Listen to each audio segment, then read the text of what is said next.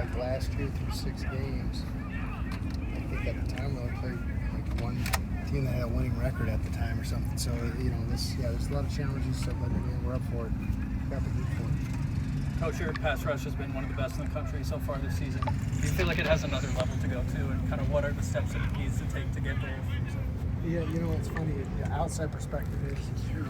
A lot of times the stats don't tell like the full truth. You know what I'm saying? So, we look at it each day, and we just look at our efficiency, and we look and say, hey, how can we execute and get all 4 guys or 5 guys or 6 guys all executing at a high level. So, there's always improvement, but we have the guys to do it, so we're not going to be satisfied with where they're at. They got a great challenge this weekend with this offensive line. During the bye week, what are some points of emphasis you wanted the defense to get better? We looked at all the explosives that we gave up, and we looked at some of the things that we felt like we could be better at.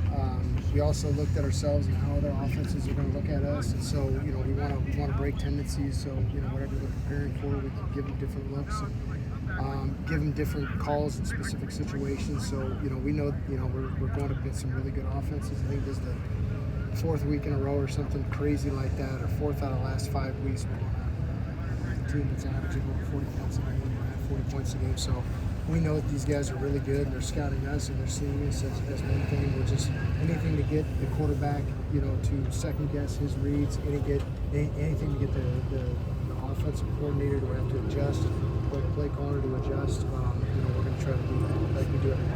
How do you spraying water bottles on the offensive side and getting the ball wet? From a defensive perspective, how can a game like this be an advantage to punching out the ball and creating more turnovers?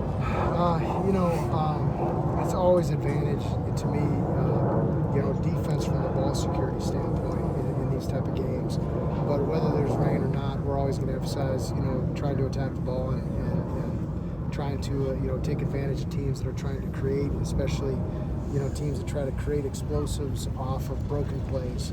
When you do that and things are off script, great things can happen for defense, but also if you're not sound on defense, really bad things can happen.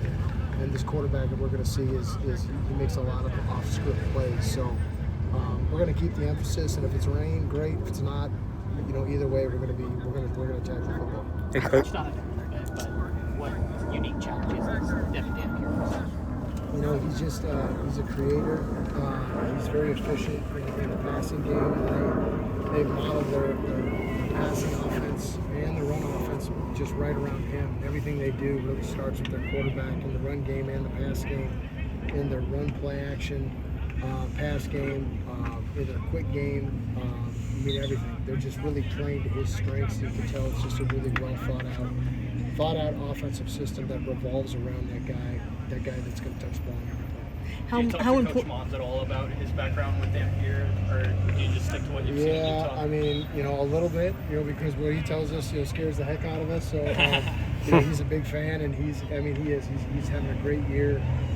He's improved upon some of the mistakes that he made as a freshman in New Mexico, and I think he has a better supporting cast. So he's got a great career ahead of him, and he's doing a great job for him. Their offensive line is pretty tough, and your defensive line has gotten after the passer. So what kind of challenges does it present for your defensive line to have those guys on the offensive line for them? Just when you got 5 guys that could all play in the NFL on their offensive line and that have a great future ahead of them, and when you put them up against our front four and the depth that we have at the D-line, it's going to be a great battle. We're just going to constantly challenge our guys each and every day this week. It's about the process, and if you guys are preparing the way that you need to do day in, day out, Saturday's going to take care of itself. So we're excited about the matchup. It's going to be a heavyweight battle, and get your popcorn ready. Is this the ultimate assignment integrity challenge when you have the triple option and the quarterback and O-line like this? Yeah, 100%. They just do a lot to mess with your eyes, their motions, their shifts, their different personnel groups. They give you a lot of different pictures, and they have you chasing a lot of different things. So, again, it's all going to come down to our fundamentals and our ability to get lined up and play fast and play the situations against these guys. So, The plan never changes. It's just how we go about the process in that plan each week is going to adapt to whatever offense we're going to see, and they're definitely giving us a unique set of challenges that we haven't seen since we've been here in the last 2.5 years. How do you feel about Crook and Elliott just going into this one?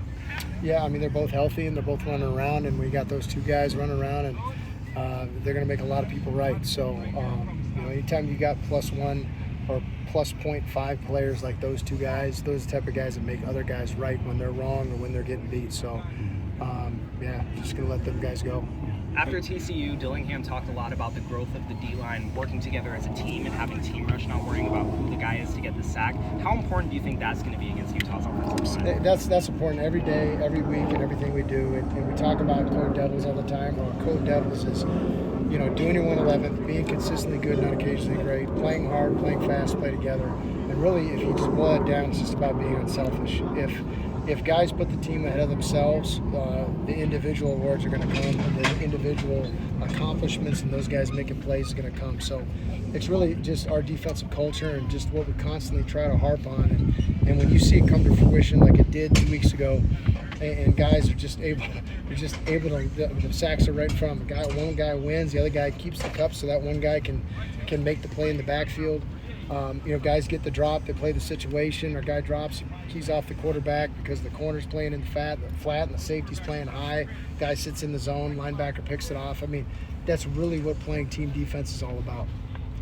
Coach, 2 years ago, going to Utah and Salt Lake City, the 55-3 loss.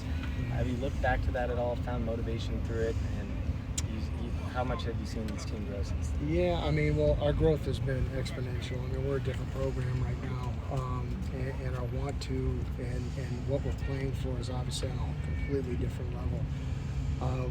We have a lot of different players too, and then we have some guys that remember the taste of and remember that feeling walking off the field 2 years ago. And yeah, I mean, that always lingers. I mean, I'm going to walk on the I'm not going to have any good feelings when I walk into that stadium and off the bus. And obviously, I mean, the motivation is 100% there. That was a long day. It was a long ride back. It was a long weekend. We hope we do a lot better this time. Coach, you often talk about. Hi, Cam. How you doing? Good to see you. You're never around. I'm just kidding. Go ahead. When the camera caught you in the press box after that win, just what were the emotions like in that moment, and what was the feedback like from players? Oh man, I got a lot of feedback. I honestly didn't. I figured it was over, and it was kind of like, it was almost like kind of wagging your tail at the camera because it was there on you all night. And, but I mean, honestly, if you guys saw, there was 2 pictures that really kind of, and I don't want to go into too much depth, but like the one where I was smiling and I was kind of shaking my fist early. It was really about just Prince having the game. I mean, I just literally being through, what that kid has went through with the, how much we think of him, as a player and a person, and him in his first year here. Last year he got hurt in fall camp. He didn't really hit his stride to the second part of the season. He was dominant against Iowa State, had a sack against Texas. He just played so well at the end of the season. And then coming in the first 4 games, like, you can't really see it on the stat sheet how good he's played for us, and then to see it like come to fruition in that final sack fumble, it was just like, golly, man. And that was literally the most of it. It was just like, I was so happy for him. We were all so happy for him, just because that's a guy that's really put in the work.